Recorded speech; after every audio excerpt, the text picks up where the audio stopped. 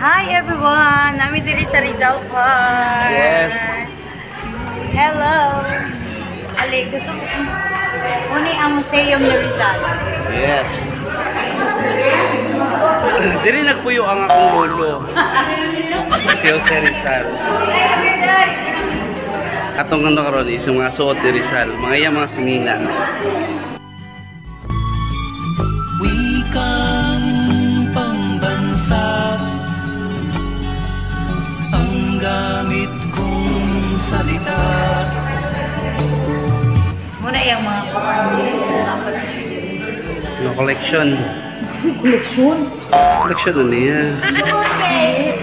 Sa katulikuan ditulo niya sa mga tao diri. O sa buwan ang iyo. Nice. Pagkuha niyo balik sa sariling wika ay higit pa ang amoy. Anting-anting yung power. Kaya pag di namin nababantayan, kinukuha. Anting-anting. So far, wala naman nangyayari ka doon. So far, wala nangyayari ka doon. So ano lang talaga mag-iingat? Paniniwala lang nila na anting-anting. Or yung mga Rizalian. Yes po. Usually na nakikita natin ko sa mga bahay. Yung mga tao na mga ganun ang tao. Marks.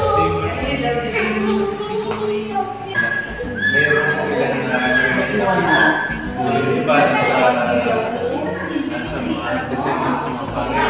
We used to one day. Ano mga frames? Yaba na. Mga frames or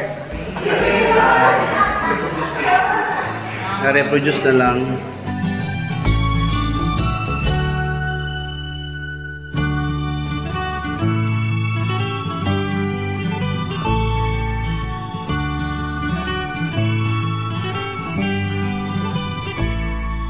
Ako'y isang Pinoy sa puso't diwa, Pinoy na isinilang sa ating bansa.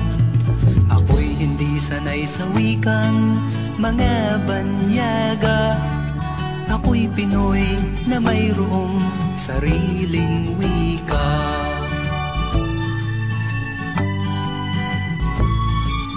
Wikang pambansa ang gamit kong salita. Bayang kong sinilangan, hangad kong lagi ang kalayaan. Sigat Jose Rizal, nooy nagwika, siya ay nagpangaral sa ating bansa. Ang hindi raw magmahal sa sariling wika ay higit pa ang amoy sa mabahong isda.